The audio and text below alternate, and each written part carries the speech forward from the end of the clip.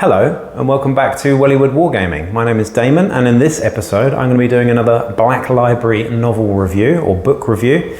Black Library, if you don't know, is the series or the sort of brand, I suppose, of all the Warhammer and Games Workshop novels which involve the lore of 40k universe and the Age of Sigmar universe and the Warhammer Fantasy universe, all of that stuff. But what we're going to be doing here today is looking at one of the other Necromunda novels. There aren't many of them, to be honest. There are some older ones like Khal Jericho and things like that. And there are some more recent ones like this one. I recently did a review on Terminal Overkill, which was quite a perplexing, sometimes enjoyable, sometimes painful novel. So do go and check that one out as well if you haven't already.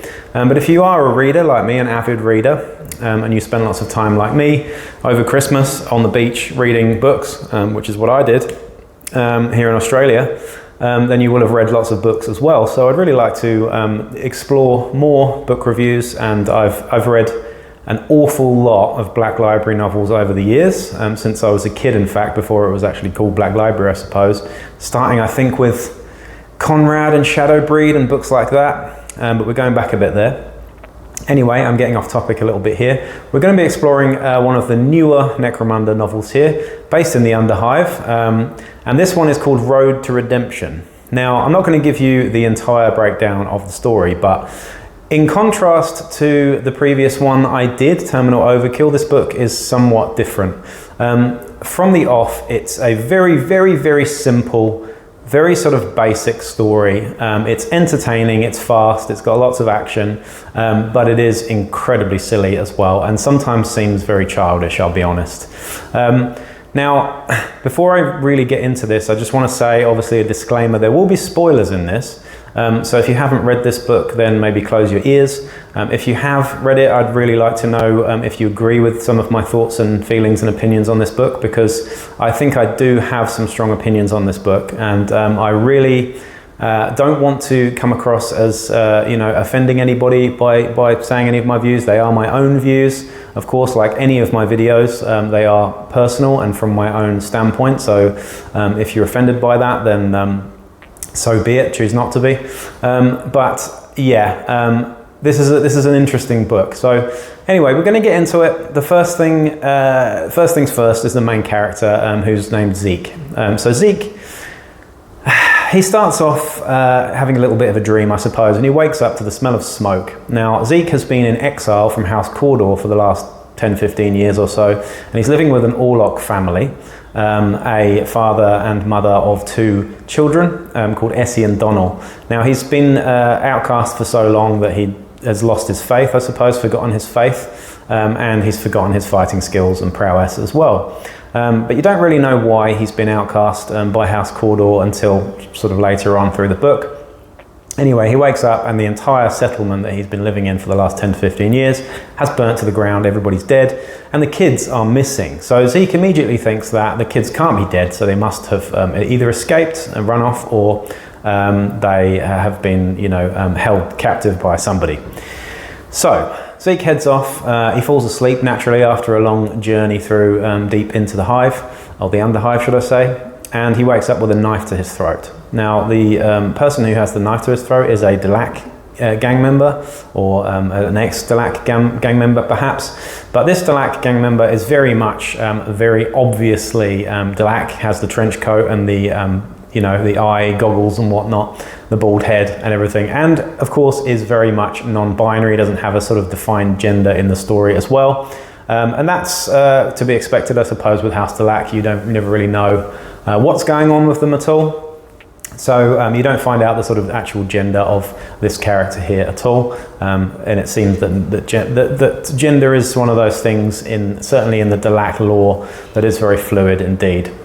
So we have a non-binary character with pronouns of they, them throughout the entire book, which I suppose is very 2023, I suppose. But yeah, it feels fine in this setting, I suppose, because it is House Delac that we're talking about. It kind of makes sense in the lore, I suppose, as well. Anyway, moving on a little bit.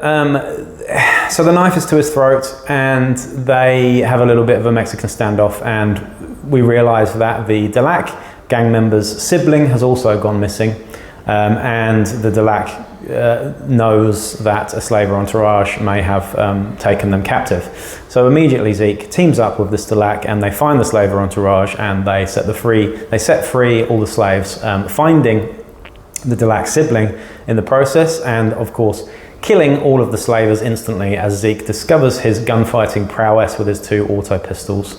So at this point, Zeke is a little bit of a hero. All of the slaves who were freed sort of look to Zeke as a hero and as a sort of prophet, I suppose. And this is where his real path of redemption starts coming. So, of course, Zeke naturally starts rediscovering his faith, I suppose, his lost faith with House Cawdor. And this is really where that sort of arc starts, I suppose. Anyway, so a lot of the slaves are incredibly diverse. So we've got a squat in it who is just Gimli from Lord of the Rings in every single way. There's no effort to sort of make this character anything other than Gimli. In fact, there is a line later on in the book which is almost directly taken from one of the cheesiest and worst moments in Peter Jackson's Lord of the Rings films, where I believe Gimli says nobody tosses a dwarf. The very similar line is used with the squat getting in and out of a boat. So that's interesting as well. We've also got some other characters. I think there are 2 pit fighters, and they are called Murph and Eddie 209. Now, if you're like me and you're old school and you're an 80s guy, then you'll know that there is a film called RoboCop. Now, RoboCop himself's first name was Murphy, or surname was Murphy, and his nemesis, the robot Ed 209, was also in the film as well. So you've got Murph and Eddie 209 there, deliberate rip-offs, and it's kind of weird. I don't know how this author has kind of got away with stuff like that and actually managed to get it published, but he has, so there you go. But I find it a little bit painful, stuff like that, to be honest. Anyway, so this book really just is a mission of Zeke trying to find these kids that are his sort of adoptive niece and nephew, I suppose, and the Delac and all of the slaves kind of help him in the process.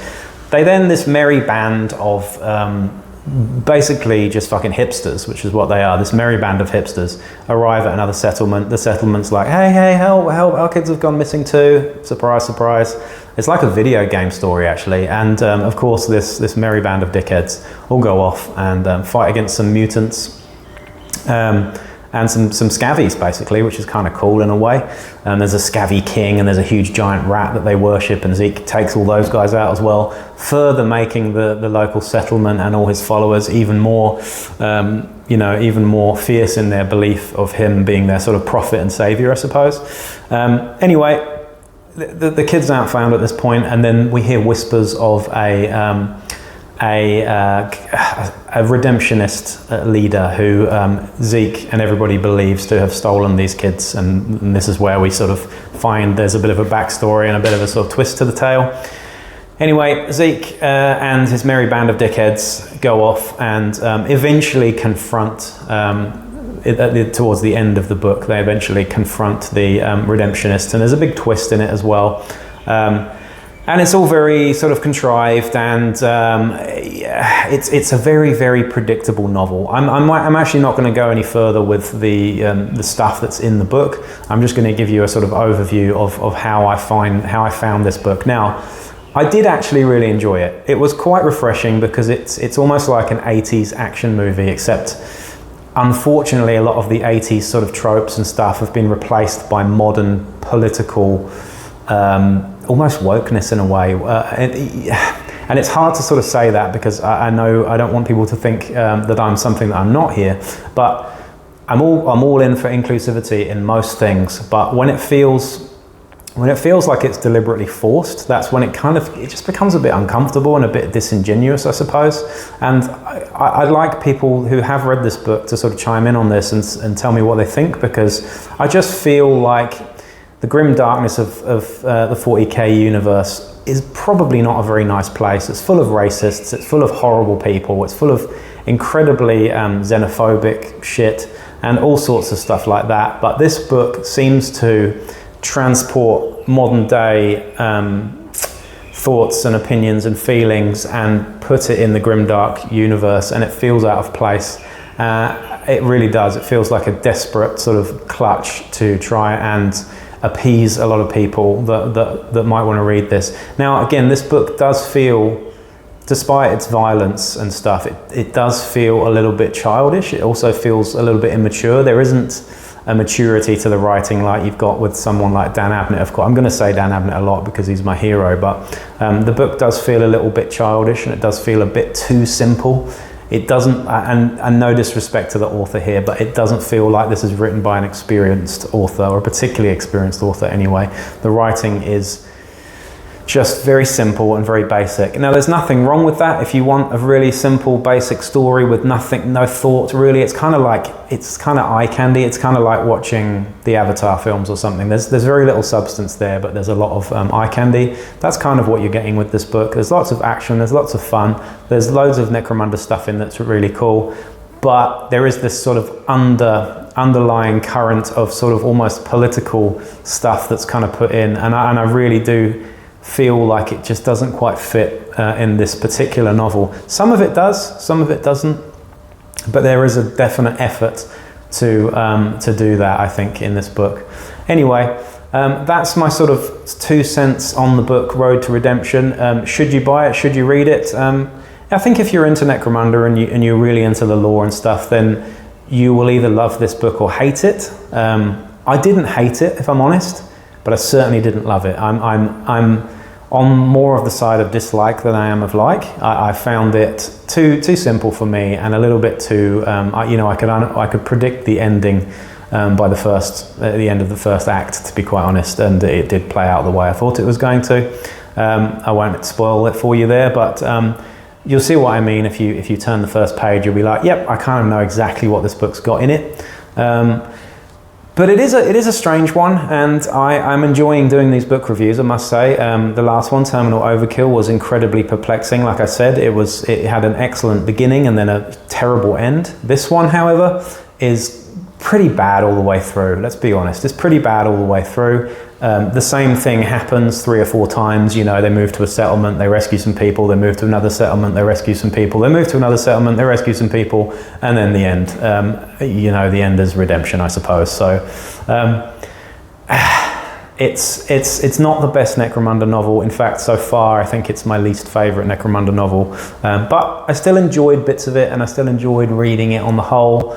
I would never pick it up again though, and I probably wouldn't recommend it to most people out there either. Stick to something more grimy and dirty. I am going to do a review on Denny Flowers' Fire Made Flesh, which is a much more of a superior novel to any of these others that I've done so far, I must say. But this one, for me, if I'm going to give it a mark out of 10, I'm afraid it's going to get about 3.5. We'll be generous and give it a 3.5 there as well. But that's it from me. I hope you enjoyed that. Please do comment down below what you thought of this novel if you have read it. Anyway, that's it from me. Peace out.